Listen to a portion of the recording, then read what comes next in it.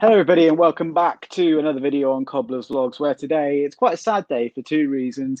First of all, it's our last opposition view of the season, and considering we started them kind of two-thirds of the way through the season, we've kind of started them and now they're stopping again.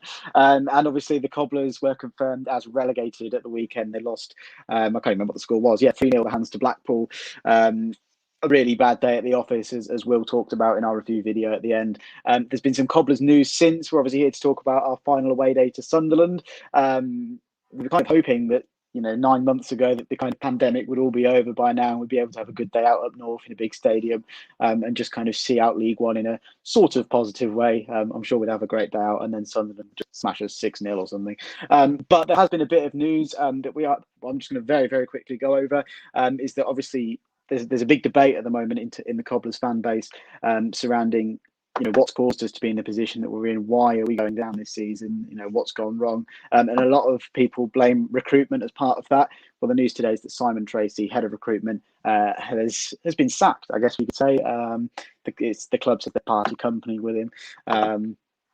So he's gone. And that then leads to Kelvin Thomas, the chairman. He's come out today and done an interview with the press that's talked about recruitment structure, building to try and get back out of League Two and stay in League One, which we seem to struggle to do at the minute. So the article, and there's an article on the NTFC website. Also, if you go onto the Cobblers YouTube channel, on there you can see kind of everything surrounding that. It's basically Kelvin Thomas on structural changes, formation of committee including the likes of Ian Sampson and Graham Carr to oversee recruitment and training ground investment. So if that's the sort of thing you're interested in, go and have a look at that. It's on the Cobblers official YouTube channel. But enough of that. Adam Page is here, Luke NTFC here, a couple more of you here in the chat. Thank you for joining us. We're joined by Jacob, who is a Sunderland fan and is a member of SAFC Fan TV. We're going to talk about this weekend's game at Sunderland. Before we talk about the game overall, Jacob, welcome along. How are things? How is life up in Sunderland with restrictions easing? Are you managing to go out and meet some fellow fans, have a few drinks, stuff like that? Well, I'm actually based in North London, mate. So a London Mackem. So yeah, I can imagine for the people up there right now, getting back into the swing of things, the end of lockdown in sight. It's enjoyable. Obviously, the news that potentially will be allowed fans in for our playoff games, which is good as well. Of course, yeah. So yeah, all coming together right now, leading up to June 21st, which hopefully is the date where everything will return back to normal. But still a long way to go, just taking one step at a time in the world of football as well. So obviously we can't return fully until the safety measures are properly in place. But yeah, all positive signs right now, mate. And thank you for having me on that tonight. No worries. The thing I just want to ask you quickly about that is, are you a season ticket holder? Is there any chance that you could get tickets to the playoffs, or have you not kind of heard anything yet from the club? Nothing has been officially announced by the club yet in terms of how they would distribute tickets for our home leg of our playoff semi-final, depending on who we're playing against. Yeah. But obviously it would be good to go if I could get my hands on a ticket, and also if I'll be allowed to go as well, because I think they may just want to stick to local residents in and around Sunderland for now, which is understandable, to be fair. But yeah, I think I've just got so used to Matt this season, just watching the team I love on my screen, to be honest. And now I'm just so, it's going to be strange going back next season. Obviously, I am excited, but at the same time, I've just been so used to seeing, great moments and obviously despair in front of my laptop, and most recently being back at the Boozer. So yeah, it's something I've been used to for a long time, but yeah, it would be nice to be back as well. Good stuff. So let's talk about how you're in the playoffs places at the minute. Let's talk about how that's happened. You played 45, won 20, drawn 16, lost 9. You're on 76 points. I would snap your hand off for a season like that, I have to say. How have Sunderland got there? Because obviously you've been in League One for, is it 3 seasons now? Yeah. Why is it that it's taken you so long to get back into the Championship and obviously maybe even the Premier League as well? But obviously your season overall, first of all. Season overall, it's been a difficult one, Matt, to be honest, even though, like you said, you'd snap your hand off to be in the position that we're in now. In terms of, I would say, the reason why we're in the position and not in the top two. Poor ownership. The recruitment has not been fully how we would have planned it to be. There's been a lot of chopping and changing in that department, most recently with was it our new director of football, Christian Speakman, coming in. The ownership that was finalised under Kirill Louis-Dreyfus midway through the season, which we'll get to see more of his full work behind the scenes over the course of the summer. But it's a difficult time to come in to a football club because, like, trying to progress in terms of how you are as a football club financially, stuck in League One, it doesn't quite work. But going back to our season overall, obviously we actually started better than I thought we would. To be fair, we managed to grind out a few decent results, just getting over the line. The football wasn't the best under Phil Parkinson, and eventually we started to get tactically figured out in games like we were towards the back end of last season, where we didn't finish in the top six because of points per game. And I think the pressure was too much for Parkinson to take the job on further. He was sacked, and then we brought in Lee Johnson, to be fair, and his ideas were completely different to Phil Parkinson. He was less stubborn, and I think the football was more entertaining to watch. But even in the games, some of the games where we have picked up important wins this season, particularly under Lee Johnson as well, we haven't necessarily played fully to our potential, considering the quality that some would say we have in our squad. But we've still managed to come through with 3 points, and we've managed to do that with a bit of quality late on in games as well. But I think also Lee Johnson, he's not been afraid to change things as well from a managerial point of view compared to Phil Parkinson. Like the nickname Streaky Johnson that he adopted when he was Bristol City manager, in terms of he could go on a fantastic run, but he could also go on a poor run as well, which has happened to us at an awful time towards the end of the season, where I think we didn't have a win in about 7 or 8 games, and that came to an end recently with a 3-1 win at Plymouth at the weekend. And now we go into the final match of the season against Hughes with a bit of breathing space before those 2 playoff games. But credit's where it's due with Lee Johnson. Remember, we had a big COVID outbreak in our squad over Christmas, and he had to revitalise the team when they were all back. And he managed to galvanise a lot of the players who were lacking in confidence, I would say, to put themselves together and improve their individual performances and go on a fantastic run. We managed to do that. And one of the games that you could tell that it was going to be a difficult job after we played you last in that 0-0 draw just after Christmas, I thought, yeah, it's going to be a very difficult job for him. But he managed to find a winning way, a winning system. He's even had players playing out of position this season, and I think that just shows he has a bit of tactical nous about him, but at the same time, he has chopped and changed things, I would say, a little bit too much, and some would argue that has potentially caused unsettlement in our squad. Particularly, a lot of our squad is actually out of contract in the summer, Matt. So I think that we could, whatever division we're in, rumours has it our owner Kirill Louis-Dreyfus has got around 50 to 60 million pounds to spend on our squad in the summer. I mean, I'm not quite sure. I think that's if we go up. I'm not quite sure if we're still in League One, but we're going to have a completely different team, I feel, next season, because even if we do go up, I feel the manager is currently looking at this current squad and think, are they championship quality? Personally, I think he's going to let a lot of them go, but I think it's important to have the right attitude with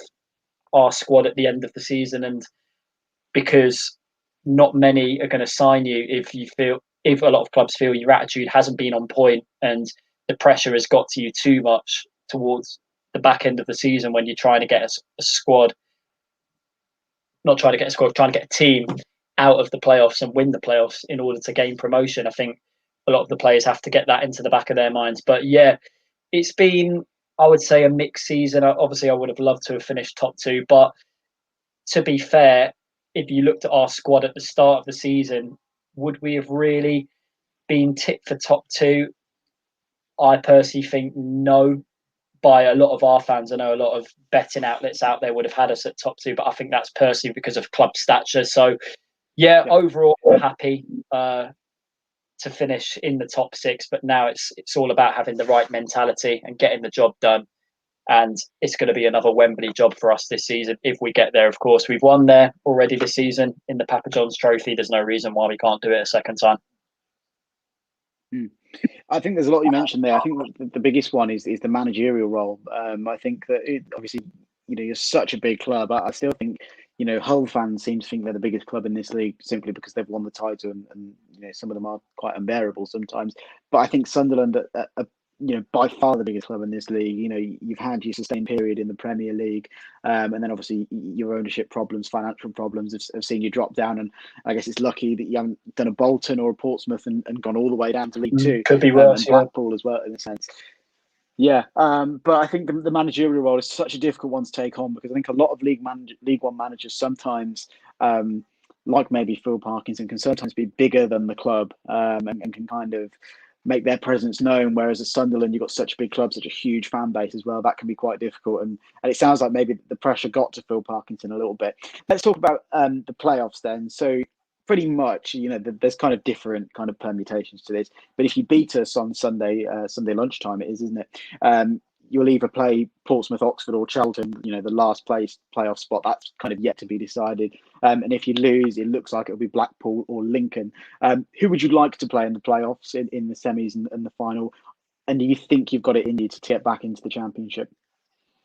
To be honest, this is a question I've been asked a lot over the last few days. Who would you want over 2 legs in the playoff semi-finals? To be honest, Matt, but at the end of the day, you've got to beat whoever's around you in the 4 teams that are in there. So who we get, listen, it's all about just getting the job done at the end of the day. I know a lot of managers today, they think about easier paths and who they would rather want, but I think you look at obviously the teams who are currently in there with Portsmouth. They beat us 3-1 at the Stadium of Light earlier in the season, but in probably our best away performance of the season, we went to Fratton and won 2-0 and completely played them off the park.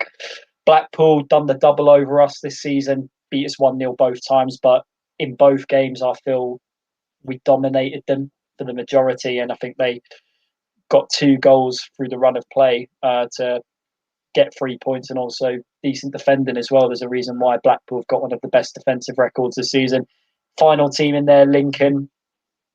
It's a funny one with Lincoln, because when we played them, it was one of Johnson's first games in charge away from home earlier on in the season. They were top of the league at the time, and then we go there and put in a blinder of a performance and win 4-0, which was fantastic to see. And then at the Stadium of Light, it was a 1-1 draw. First 45 minutes, we were in control of the game, but second 45, they were really knocking on our back door and piled on the pressure a little bit too much, and they were lucky not to come out with all 3. To be Anthony Scully, who plays for them, we really struggled to handle in that game. And we also played them in the Papa John's semi-final before we got to Wembley, where we beat Tranmere 1-0, and that was a difficult game as well. They took us to penalties in the end, which we were hoping we would get the job done in full time. But no, they're a difficult team, Lincoln. They'll make it hard for us over 2 legs especially. But listen, whoever we get, it's all about having the right mentality, like I've said, and not being afraid to take risks as well. Because don't get me wrong, the playoff matches I've watched over the years, particularly down in League One, there's too much nerves and the football isn't great to watch. And I think if you really want to prove to the fans that you want to get out of this division, then you have to go that extra mile and really put your foot down on the game and say, right, let's put ourselves together here. And all the players have to up their individual performances as well. It's not just about getting through as a team. And I feel we have a lot of players that can change that in the playoffs, like Aidan McGeady for his quality. Lee Johnson brought him back into the squad after Phil Parkinson froze him out.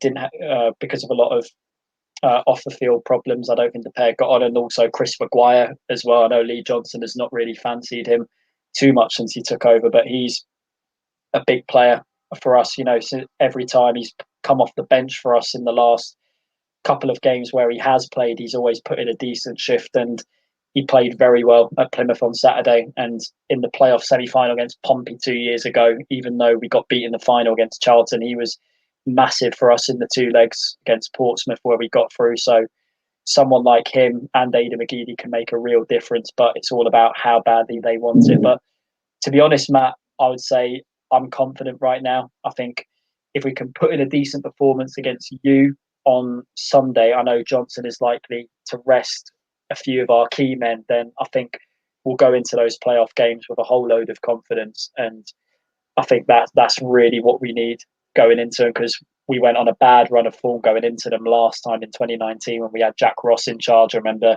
we had 2 defeats at the end of the season against Fleetwood and Southend, and that rocked us massively. Even though we got through, we still ended up playing poorly in the final against Charlton. So anything could happen, but have we got the capability to do it? Of course we can. It's just about how badly we want it. I think you're spot on there in terms of the playoffs being kind of a battle rather than the better team wins, because obviously last year you may or may not know we were in the playoffs after we obviously had the lockdown. We were in bad form going into the lockdown. We'd lost to Mansfield, who were like 21st in League Two at the time, and we were in bad form going into that. We then went into the playoffs straight after lockdown in June, lost 2-0 in the home leg. We were like, oh, well, that's that then. And then obviously we came back from 2-0 down to beat Cheltenham 3-0 in the second leg. And then in the final beat Exeter 4-0. And in both of the second leg and in the final, you'd say the Cheltenham team and the Exeter team on paper were probably better than ours, but we wanted it so much more. We had that togetherness, we had that fight, we had that passion. We were obviously fresh kind of from the lockdown as well. And I think that really helped us in the playoffs. So I think, it's the team that wants it the most that goes up usually, rather than the best team. Let's talk about the reverse fixture then. Obviously, you mentioned the outbreak that you had at Christmas within the squad. It was a 0-0. It was the first time you'd actually played a game since the 15th of December. The game was on the 2nd of January. So you had a long break for COVID and stuff like that, and you're obviously in between managers. What did you make of us in that game? Did you think, these will go down, or were you kind of like difficult to assess because obviously you kind of weren't at your best because of your managerial situation and COVID and stuff? I thought you were a very solid team, I felt. But like you said there, it was difficult to judge considering, I don't know about you guys. Were you affected by COVID as well at that stage of the season? Or no, not really. Well? No, not really. We'd had a kind of good run of form. Well, no, we hadn't. We'd lost 4-0 to Lincoln and Oxford back to back.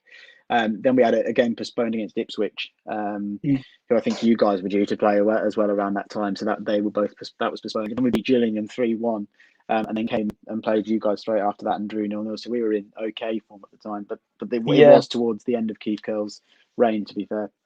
Yeah, when we played you, I thought you had a side that kept a decent shape. I think even though we didn't really threaten your goal much on the day, you've still got to get the job done defensively against players who can change the game just like that and unleash their quality. And I felt that because over the course of as the season went on, you have got players that can change things out of nowhere and have got the capability to play well in, was it a decent system that you like to play from an attacking point of view as well, not just in a defensive point of view. I remember watching you guys when you beat Portsmouth 4-1. I thought you were magnificent in that game, and I just felt, how's it gone so wrong for you? Like, how have we not seen more performances like that? But I think, I don't know, because you've obviously watched them more than me this season.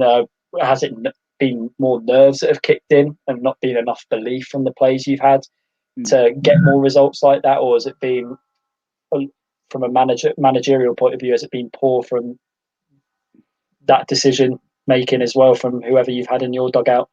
Was it Keith Curle, or was he gone? Yeah, so I think we had Keith Curle from the start of the season, and he was sacked at the start of February. Straight after the January transfer window. And we were like, great.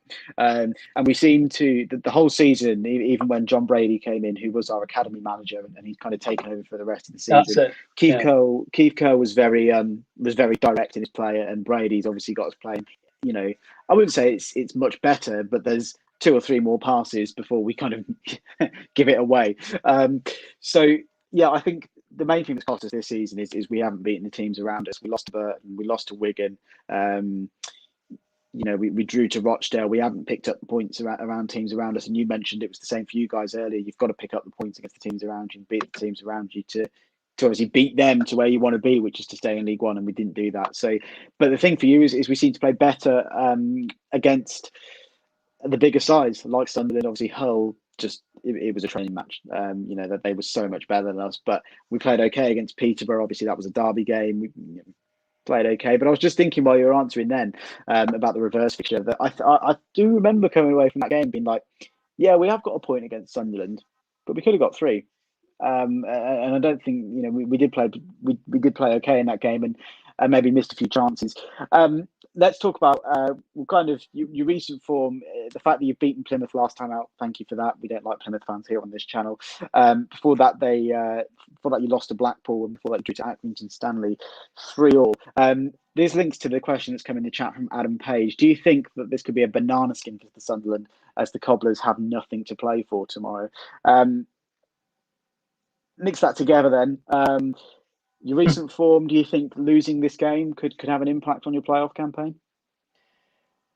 It's a difficult one because it depends really on what team our manager Lee Johnson is going to put out, because from what I'm hearing, he is going to make a couple of changes for that game on Sunday, and I think he will want to rest some of his key men going into the playoff games, even if it was to be a poor result. I think the players who have played, who will be taking part in those 2 playoff games, I think Johnson will have to use his man management skills to say, right, you can't be putting in performances like that, especially against a side who's just been relegated now.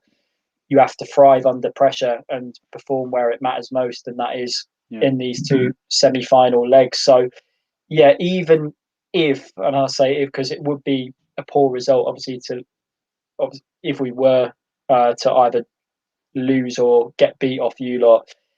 At the same time, it wouldn't be a disaster because our playoff spot is already being secured. But at the end of the day, you have to have, I feel, amongst our players right now, the right attitude ending the season. And what better way to do that is to impress the manager and saying, I really want my spot in the 2 semi-final legs. So, yeah, what better way to make a difference, especially if you're a player who hasn't been playing as much over the last couple of weeks. The likes of, was it Chris Maguire? Apparently he will be starting the game on Sunday, and also our striker Ross Stewart, who we signed from Ross County in January. He's been an effective signing, I would say, and he's got a lot to prove. Potentially struggled a bit when he first came in. He made a couple of off the bench appearances, but against Plymouth on Saturday, he was absolutely superb. Got a goal for his rewards as well. So the likes of, he'll be playing young Jack Diamond, who we've given him a long-term contract. I'm assuming he'll be really wanting to make a point to Lee Johnson as well, saying I can make a big difference in the playoffs. And a few other ones in there. Was it Carl Winchester? Potentially could play Aidan O'Brien, who has been a decent strike partner for our top goal scorer this season, Charlie Wyke. He's not been starting the last few games, so potentially could he be up front in a 2 with Ross Stewart? Only Lee Johnson will know the answer to that. But I really want to see the lads put in a decent shift and end the season well with 3 points. But like I said, with you lot as well, some of your players will be wanting to prove a point to show that if they really want to stay at your club down in League 2 next season as well. Well, it's funny you say that. If I'm honest, I wouldn't really care if none of them stayed here for League 2 next season. They've kind of been that bad this season. The thing I want to finish on is how do you think this one's going to go? Because obviously, this season coming into it, we were kind of like, with 10 games to go, we were like, this needs to go to Sunderland on the last day. We were kind of hoping that you'd secured your playoff spot, and we could just kind of come at you and try and get that win. Stay. That's obviously not what's going to happen now.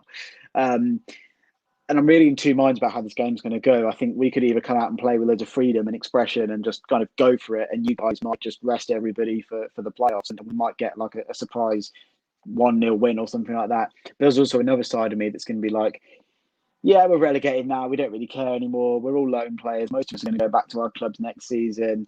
We're just going to let you smash us. What do you think is going to happen on Sunday afternoon? I think what you said there, Matt, I think your players will be playing with a lot of freedom. I think considering they're already relegated, I think a lot of the pressure will be off. But I think with our lot as well, I think they'll be really, really try. I think some of them will be trying too much to really show Lee Johnson that, hey, I want my spot in the semi-finals of the playoffs. So yeah, it'll be difficult to call. I think it could be a high-scoring game. I think potentially. I think I can see you guys getting on the score sheet as well, because defensively over the last few weeks we've been very poor. Since at the start of the year, we found a defensive structure in the right back four. Our captain Max Powers playing at right back. Even Luke O'Nien, who's a high pressing midfielder, he was playing as a centre half alongside Dion Sanderson, who's been on loan from Wolverhampton Wanderers. He's been superb since we brought him in. And the worrying thing is he's out for the season now. And it's really made a massive impact on the team, him being injured, because right now we've started to get results and score goals again. Obviously, only just the one, starting with Plymouth at the weekend, but we're still conceding at the moment. And if we need if we're going to stand any chance of going up, I still feel we need to cut out these silly individual mistakes at the back that we're making right now. So yeah, I reckon it could be a high scoring game on Sunday. Sounds good. I think the thing for me is I'm kind of just thinking, if we win on Sunday, I'll be like, well, where's that been all season? Why haven't we been able to win these kind of games? But obviously we're already relegated and nothing we can do about it. So it maybe would annoy me a little bit. If we lost, I would be like, yeah, well, that's also a bit annoying to kind of leave League One on like a 5-0 defeat or something. So it's going to be interesting. Just very quickly then, let's have your score prediction and a couple of scorers as well, please. Ooh. I'll go for 3-1 to Sunderland. My scorers are going to be Ross Stewart. Still think he's got more to prove. I think his confidence will be boosted after his goal at Plymouth the other week. So I'd say him on the score sheet. Chris Maguire as well. And you know what? I think Jack Diamond, I think he'll have a part to play on Sunday. And I think he needs a goal to boost his confidence as well. And he's got the capability of doing that, considering he's put in decent shifts the last few games. So I'll go for him as my final goal scorer, and a 3-1 Sunderland win is my final prediction. Good stuff. I'm going to go, you said it's going to be high scoring. I'm going to go for 3-3. Let's have a nice kind of thriller to end the season and our time in League One, and hopefully we can rebuild, go again, as they say, and come back next year. Jacob, it's been a pleasure having you on. Thank you very much. Thank you. If you just want to tell us about what you do with SAFC Fan TV and any of the stuff that we can find you on as well, please.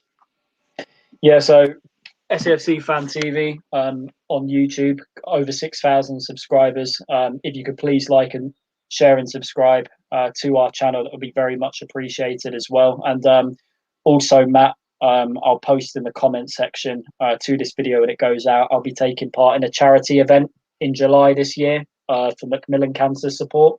Be doing a 26-mile hike in the northeast of England from Alnwick Castle to Bamburgh Castle. So, yeah, raising money for a fantastic cause. And if you could show any donations to that, that would be very much appreciated as well. I'll be posting the link in the comment section to this video when it goes out. So yeah, and mainly also SAFC Fan TV are available on Facebook and Twitter as well. So you, like I said, like, share and subscribe, and also we'll do the same with your channel as well, Matt.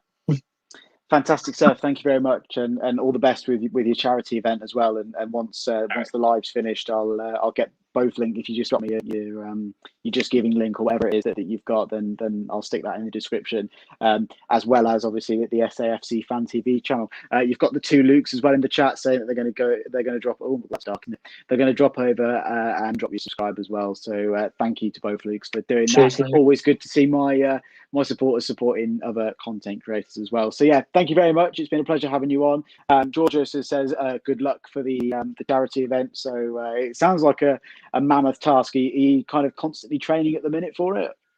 I did a quarter of the hike for training on Saturday. The Saturday just gone, but as the weeks go on, that will build up and gradually I'll do more, and it will just be leading up to the big event in July. So yeah, just over 2 months to go now. So yeah, just getting the training done and getting the confidence up, and yeah, being most importantly fit to do it as well.